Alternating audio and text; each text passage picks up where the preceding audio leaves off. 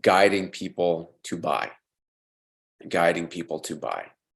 So this call to adventure, as it says there, a crucial, it's kind of oddly formatted there, but it's like a crucial step in the hero's journey at the beginning of the story. So really looking at it, because what I see when people are following their passion is that this happens time and time again, where the pitch is rushed, the pitch doesn't get enough time. The person presenting, it's our passion, our heart's out there. So it can feel like, oh, there's awkward space. I need, I don't want to bore them. I don't want to feel pushy. I don't want to feel salesy, all these things. And what happens is people don't have the space they need to become clear. And if they're not clear, as we all know, a confused mind does not buy. So having the space that they need to be clear, having the coaching they need to be clear, having the space to ask questions and marinate and digest things and go on a step-by-step journey. And so really reframing it as call to adventure. It's guiding them to have the clarity they need to make the decision for themselves. And again, I just really want to emphasize, when we're following our passion, our heart, our beating heart is out there. We've spent so many hours and hours and hours and hours crafting, perfecting, putting together this thing. So to us, it's always super clear. But to a person hearing it for the first time, this is new. This is new, and there's so many things that they don't know that we just take for granted. And this just happens to all of us until we really get in the groove here. So reframing it as they are the hero in their own journey, of course, and honoring their choice to choose what's best for them and guiding them to have the clarity that they need to make the decision that's best for themselves. If they don't have the clarity, then that's on the guide, I believe. If they do have the clarity and they, from that place, make their decision, that's on them, whatever decision they make. So this balance, and that's where, when we're following our passion, that's been a big struggle for myself throughout the years and others as well, is like how to find that middle ground of not wanting to be pushy, not wanting to be manipulative, not wanting to be all these things that we've all felt being on the other side of just like, oh man, just this sales pitch. Instead being like, how can this be value driven, results driven, focus driven, and building the buying energy every step of the way. And I believe the key to that, in just a very simple way, is guiding people. So in this example here is guiding people while also honoring that person's sovereignty to make their own decision and truly being okay with that. And so with this example with Morpheus and Neo, Morpheus didn't just come into Neo's office because he was a programmer in like a high-rise building, from what I remember. And it was a big, programming tech company. And there he is. He's one of the cubicle workers. And Morpheus just didn't come through the day and say, hey, here's all the stuff in the matrix. Here's this, here's this, here's this. Okay, ready to go? You ready to go? Ready to take the pill?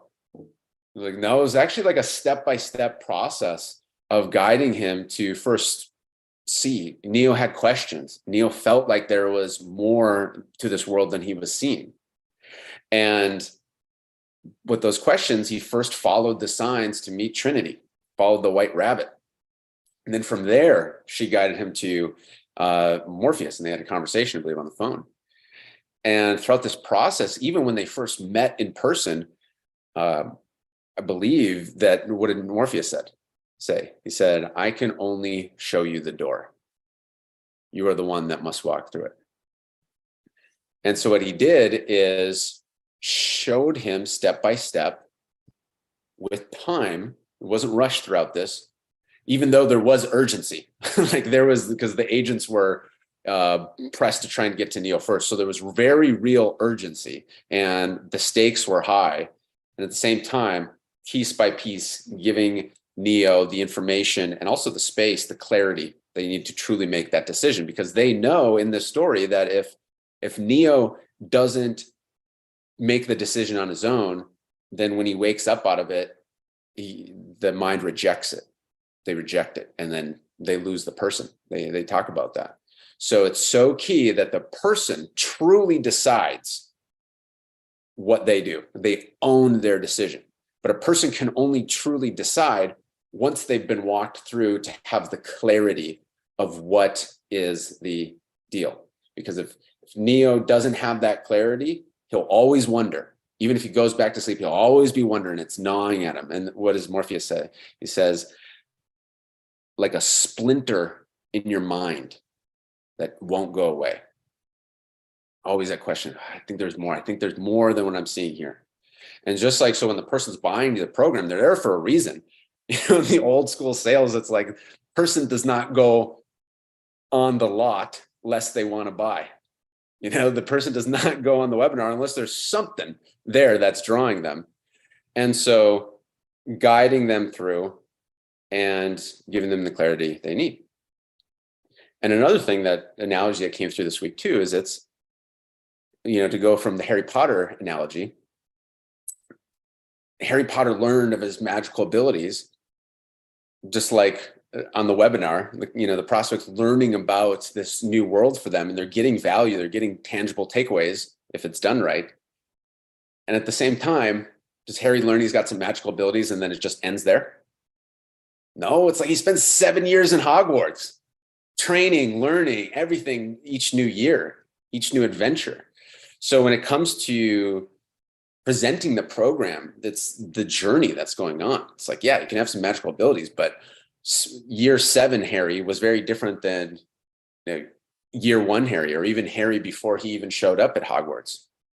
And the same thing with Hogwarts is that Hayward didn't just show up and say, okay, Harry, there you go, there's Hogwarts, front door. No, they had to take a journey to Hogwarts. They took a journey on the train, you know, that train. And then when they got there, then there was the horseless carriages, you know, that just moved themselves. Later found out they were ghost horses. But there was a step-by-step journey to actually get to Hogwarts. So that's my invitation for this week, is to really explore that relationship with the sales process, is guiding people to buy. Because when we put our passion and our heart into it, of course, we don't want to be pushy. We don't want to feel scammy. We don't want to feel all these things that we felt before. So it can be very natural to shortcut the guiding process.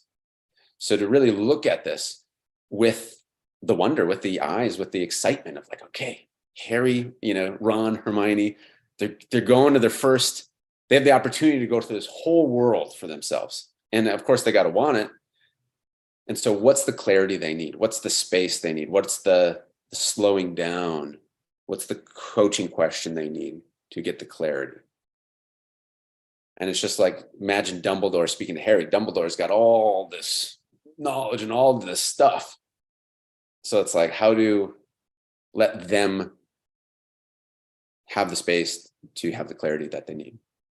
So what we'll go through today is the flow state experience of releasing any resistance to this journey, to being the guide, to holding space as the guide. Any past imprints of shade that we have for this, you know, process, because we've, you know, we've experienced it done in a way that we didn't like. So seeing this, and also seeing it as fun too. Connected with somebody who was sharing me some like sales insights. One of the things that I connected was actually one of the True Freedom partners. Shout out to Carlos. And it just reignited, just like what I felt from him was just the love of a person being there. It comes from the car industry, you know, a person being there wanting to go through this door. That go through the door is buying, getting their new vehicle, you know. And of course, they don't want to go through all the, you know, issues of like bad sales process, but there's the objective, there's the door, that's what they want. And then there's this person there that's there to guide them along the way. Here's the questions, here's the things, here's what you need. Let's go on this journey together. And that's what I felt, is the love of that process, the excitement of that process, the fun of that process, the magicalness of that process is a word he would never use. But just connecting to this, there's a certain specialness to this. And just like with Neo, he's never going to forget Morpheus guidance, Morpheus's leadership through this. And that's the I think that's coming through is guiding, is leadership. A good leader guides, directs, and allows the person to make their own decision. Because if they don't make their own decision, it's gonna unravel somewhere down the line anyways. So guiding and leadership here, and the specialness of that, the specialness and the fun of that. Okay, so we'll go into any resistance there. So it can be a smooth guiding. And one last thing here is when Obi-Wan is guiding Luke, it's the same thing. The rebellion, they need your help. But of course, you must do what you feel is right, of course, he says. Regardless of what that is, you must do what you feel is right, of course. Okay, so open it up if you have any, now you're joining here. So if you have a key takeaway that resonates with you from the segment, and we'll go into the flow state. Yeah, I love all these examples. And now I'm like, oh, I want to watch these. I want to go back and watch The Matrix. And yeah, and many times